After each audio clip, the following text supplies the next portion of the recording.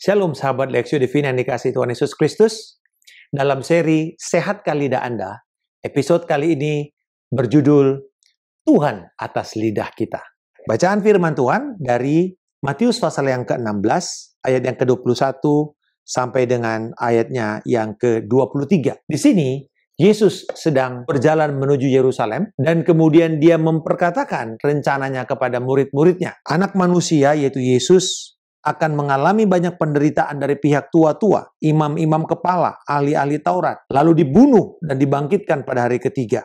Tetapi Petrus bereaksi dan mengatakan kepada Yesus, kiranya Allah menjauhkan engkau dari hal itu.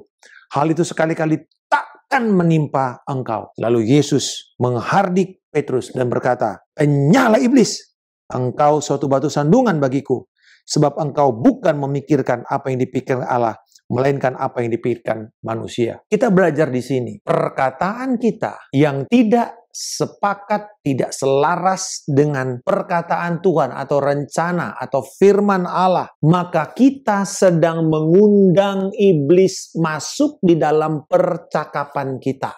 Setiap ketidaksepakatan antara firman dan diri kita, sebenarnya bukan cuma kita yang tidak sepakat, tetapi kita sedang mengundang musuh Allah untuk juga terlibat di sana dan menjadi motor penggerak daripada pikiran dan perkataan kita. Karena ada 3 suara yang senantiasa berusaha masuk dan ada di dalam dunia sekitar kita ini. Yang pertama suara Allah, yaitu segala sesuatu yang sesuai dengan firman Tuhan dan rencana Allah yang kekal, yang sudah diberikan lewat firman ini. Yang kedua, segala perkataan yang menentang rencana Allah dan berusaha meniru apa yang Allah katakan, yaitu iblis dan setan, yang selalu berusaha untuk membuat manusia dipisahkan dari Allah.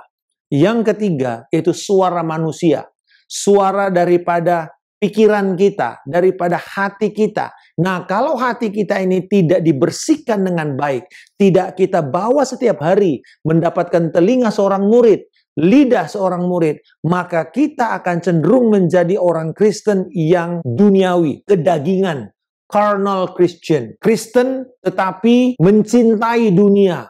Seperti istri Lot yang lebih mencintai Sodom Gomora daripada kehendak Allah. Sehingga akhirnya dia menjadi tiang garam. Dia tidak mau maju, dia melihat ke belakang.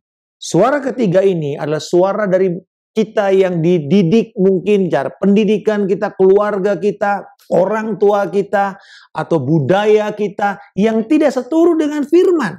Sehingga pada waktu walaupun kita sudah Kristen, tetapi kita masih terikat dengan pikiran itu. Sehingga akhirnya itu yang menghambat kita dan membuat musuh campur tangan dalam hidup kita. Perhatikan, menarik sekali. Sebelum daripada kisah ini, Petrus itu membuat sebuah pengakuan yang dahsyat sekali. Ketika Yesus bertanya, menurut kalian siapakah aku? Petrus dengan hikmat daripada sorga berkata, engkaulah Mesias, anak Allah yang hidup. Yesus berkata, berbahagialah engkau Simon bin Yunus, karena bukan engkau manusia yang menyatakan, tapi Allah yang menyatakan kepada engkau. Dan di atas batu karang ini, dia bicara mengenai di atas pengakuan Petrus bahwa Yesus Kristus adalah Tuhan dan Juru Selamat, Mesias. Di atas pengakuan itu, aku akan mendirikan eklesiaku, gerejaku, di mana alam maut tidak akan sanggup mengalahkan. Betapa perkasanya, betapa dahsyatnya pengakuan itu. Artinya, di dalam pengakuan firman yang keluar dari mulut kita, di dalam self-talk yang kita keluarkan dengan firman Allah, itu menghasilkan kuasa penciptaan kepada keadaan. Tetapi sebaliknya, bila kita terus memperkatakan perkataan yang tidak sepakat dengan firman, kita sedang mengundang setan, iblis masuk di dalam pembicaraan kita. Dan disinilah diperlukan siapa yang menjadi Tuhan atas lidah kita. Karena seorang hamba akan tunduk kepada majikan. Kita ini adalah pengikut-pengikut Kristus yang harus menyangkal dirinya, memikul salibnya, dan mengikut Yesus. Bukan lagi diri kita, tetapi Yesus.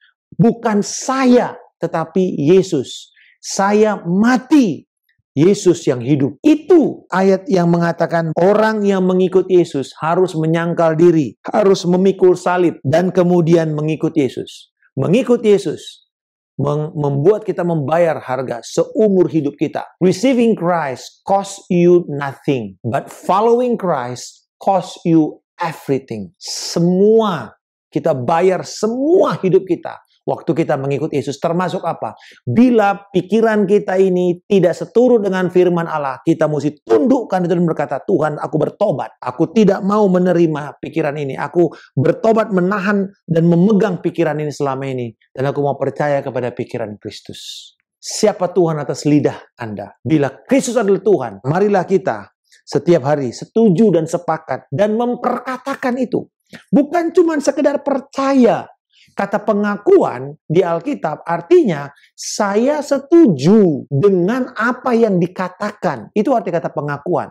Jadi ketika kita mengaku firman Allah, berarti saya mau mengatakan saya setuju bahwa Yesus adalah jalan satu-satunya. Saya setuju tanpa Yesus semua orang binasa. Itu pengakuan artinya. Saya setuju bahwa Yesus adalah Allah yang disembah. Saya setuju bahwa Dia yang menjadi hakim dan yang akan membawa saya kepada kehidupan kekal nantinya. Jadi ketika kita mengaku apapun pengakuan firman yang kita keluarkan dari mulut kita, berarti kita sedang setuju, kita sedang sepakat. Dan itu yang akan membuat kita melihat kenyataan daripada firman ini menjadi berhasil. Di dalam Alkitab, kita tahu bahwa lidah kita ini seperti kemudi kapal di dalam Yakobus pasal yang ketiga. Kemudi kapal kan kecil. Tetapi kapal besar itu bisa dikendalikan sama dia. Kenapa? Sederhana.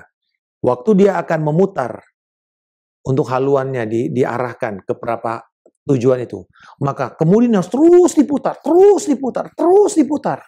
Makanya dia bentuk roda, terus diputar. Supaya kemudian pelan-pelan rudder di belakangnya itu akan mulai mengikut. Dan kemudian dia akan berjalan. Kapal besar itu tidak akan bisa mencapai tujuan sekalipun dia punya mesin hebat. Bila kemudinya stuck, terkunci, atau rusak. Hal yang sama dengan hidup kita. Kemudi kita ini adalah lidah kita. Bila ini terkunci oleh kuasa kegelapan, karena kita setuju dengan perkataan dunia, perkataan yang bukan dari firman, maka kita sedang membuat dan mengarahkan kapal hidup kita kepada kebinasaan. Kabar baik kita pada hari ini, bahwa ketika kita membuat Yesus Kristus sebagai Tuhan dan Juru Selamat, salah satu konsekuensinya adalah lidah kita harus juga ditundukkan kepada Yesus Kristus. Dia yang pegang kendali atas lidah kita. Cepat-cepat bertobat bila perkataan yang keluar dari mulut kita bukan seturut dengan firman Tuhan. Aku berdoa Tuhan saat ini, kami mau bertobat seperti Yesaya yang di dalam Yesaya pasal yang ke-6. Ketika dia melihat Tuhan, dia mengakui bahwa dia adalah orang yang najis bibir.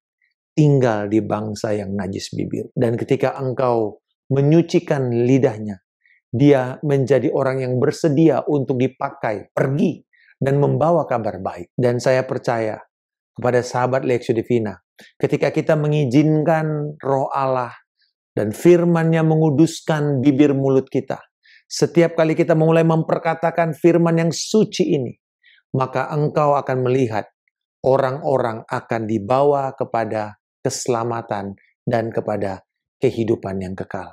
Jangan putus asa untuk terus memperkatakan seperti engkau memutar kemudi itu, dan engkau akan melihat bahwa Tuhan akan menyelesaikan, Tuhan akan menggenapi firman-Nya di dalam hidupmu. Di dalam nama Tuhan Yesus Kristus, kami mengucap syukur Tuhan bahwa perkataan kami adalah perkataan kehidupan dan akan memuliakan Tuhan senantiasa. Di dalam nama Tuhan Yesus Kristus kami berdoa. Haleluya. Amin. Salam kemenangan. Saya Pendeta Markus Simajuntak.